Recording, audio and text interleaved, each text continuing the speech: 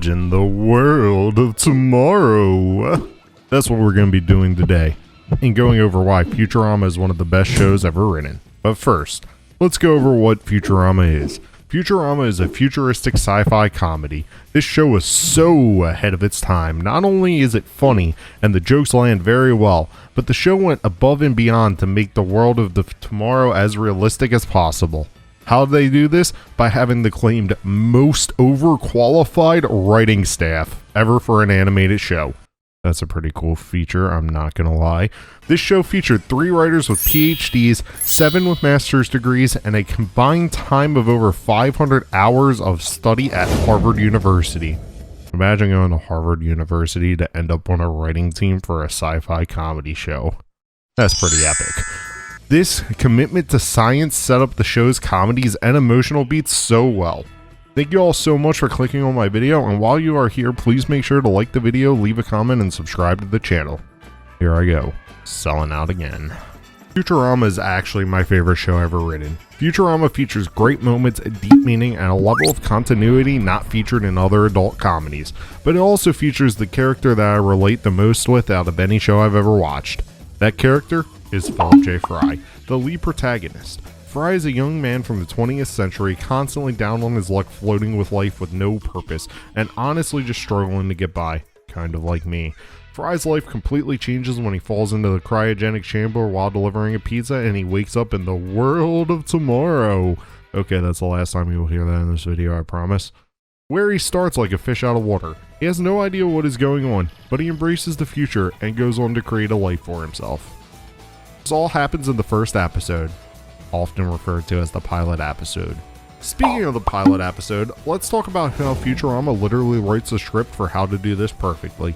Futurama's first episode manages to do so many things, while getting the audience invested, and not forcing anything onto us. We get to see Fry's life in the 20th century, and a lot of us can relate to what he's going through. In a brief 5 minutes, we learn how Fry is struggling, working a dead-end job, but once he is frozen, we see time go by. This is honestly hilarious. The scene of the aliens blowing up the world not once, but twice honestly kills me every time I watch it. Shut up, phone. Okay, back to the video. Fry wakes up in the future, and we instantly get to see this beautiful high-tech world. We then get to meet another main character, Leela, Fry's main love interest throughout the show, and another major driving factor. It is her job to give people their career chips, a chip that defines what you are going to do for the rest of your life. Fry gets his career chipped, and he is marked to be a delivery boy, just like in the 21st century. And to avoid this, Fry runs away. He runs into Bender, the wisecracking alcoholic robot that adds another dimension to the comic relief. Fry and Bender run away from Leela to get Fry's great-great-great-nephew, Philip J. Farnsworth's house, in hopes that he will help him hide. The pilot eventually ends with them getting to the destination. Hubert J. Farnsworth says that he needs a new crew, and he has the old crew's career chips. He then gives them the Fry, Bender, and Leela, giving Fry his new career, Delivery Boy, for the 3rd time. This is honestly so funny, and the delivery at the end when Fry says, "I'm a delivery boy," also kills me every time. Reaches its destination. So I'm gonna be a delivery boy? Exactly. All right! I'm a delivery boy!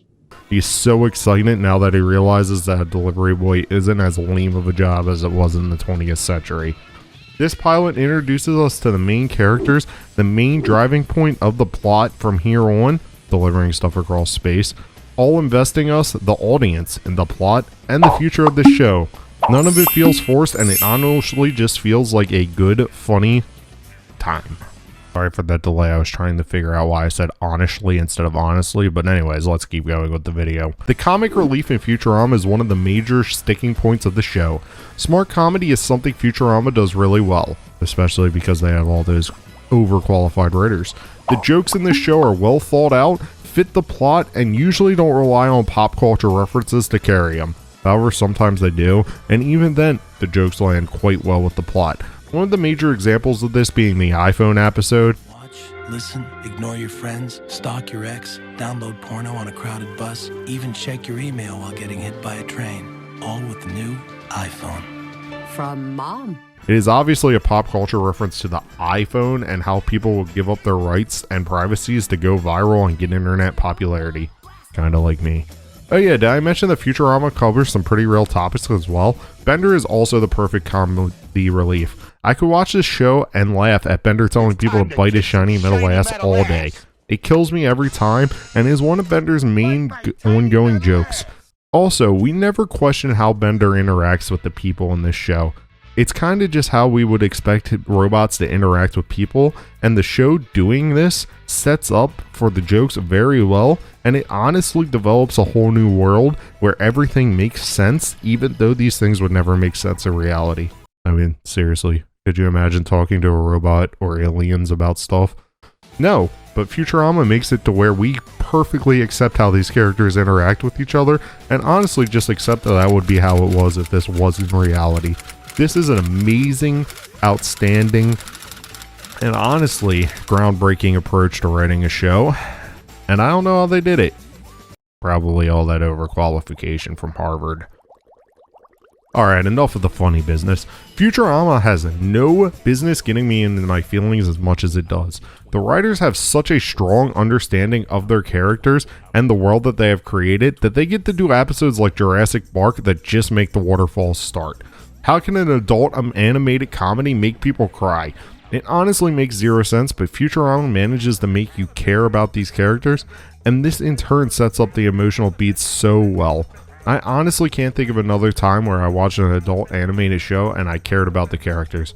Most of them are just mindless comedies where you know nothing will go wrong, and even if it does, they will use plot holes to write it out of the show. I'm looking at you, Family Guy. This layer gives the show so much more meaning and increases the overall satisfaction and joy of watching the show. And Jurassic Park is just one of the sad episodes. There's also the episode where Fry figures out that his brother named his son after him, but he got mad because he thought his brother stole his name. Yeah, that episode also is heartbreaking and honestly just makes you feel a way that an adult comedy show has no way of making you feel. Earlier I mentioned how one of the major things Futurama does much better than its other counterparts is its use of continuity. Futurama doesn't follow the concept as well as shows like Avatar: The Last Airbender, where every episode follows one another and it builds a story episode to episode. However, it features a series of continuity mainly based on callback humor, ongoing side plots throughout episodes, the use of flashbacks to help build the characters, the ongoing growing relationships of the characters, and the use of a joke in an earlier episode to build on the plot later in an episode. It's obvious from the beginning of the show that Fry is interested in Leela, but this grows from an interest to a friendship to a love interest to the on-again, off-again relationship, and finally ending with the spoiler, them walking away into the infinite time together as a couple. Growing relationship with one another to a sense of family that you can feel while watching the shows. One of the major examples of continuity in this show, other than the wasp thing, is the Nibbler story arc. Nibbler starts out as an animal that Leela finds on a planet that is about to self-implode, and she saves him and keeps him as a pet. However, as the show goes on, we learn that this wasn't just a chance encounter. Nibbler needed Fry in order to stop an invasion of brains that made everybody stupid. Fry was immune to this because he was so stupid already that the brains had no effect on him. See, I definitely relate to this character. It even gets shown later that Nibbler is the character that pushed Fry into the cryogenic chamber in order to send him to the future. This story is something that gives the show more meaning and helps us relate to the story and create a mental image of the overall storyline, and deeper connectivity of the show. This is something shows like Family Guy, American Dad, and even fellow sci-fi comedy Rick and Morty seem to miss out on. While these shows are still great in their own right, I feel like Futurama edges them out with its clever use of storytelling and continuity. Hey, Synimatics from the future here. I just realized that I forgot to mention the wasp situation earlier in the script. So in the first episode, we see that the career chips come out of an envelope that Philip J. Farnsworth is holding that says wasp stomach contents. And later, they follow this up with an episode where the crew has to go to a giant wasp nest to get honey, even though wasps don't actually make honey. And it uses a lot of flashbacks to show what happened to the previous crew. And it's honestly really cool how they connect something from the pilot episode to a later episode like this. Overall, like I said before, I feel like Futurama is one of the best shows ever written. I loved this show so much growing up, and I, to this day, still have a Hulu membership just so I can watch this show every year. No, this video didn't go super in depth to any of these concepts, but it was really just a video on why I really love Futurama and why you should check it out and why I think everybody should watch this show at least once. Overall, I think it is honestly the best show ever written, in my opinion, and I really enjoy it, so I hope you guys check it out and enjoy it as well. If you enjoyed the video, as always, please drop a comment below. Let me know what you liked. Let me know what you didn't like. Hit that thumbs up button and let me know if you want to see more Futurama content in the future. I would love to honestly make more videos on this show, going into more depth on some of these concepts and episodes. So yeah, if that's what you want to see, please let me know in the comments below. Make sure to subscribe and like the video while you're down there. Okay, that's enough subbing out for one day.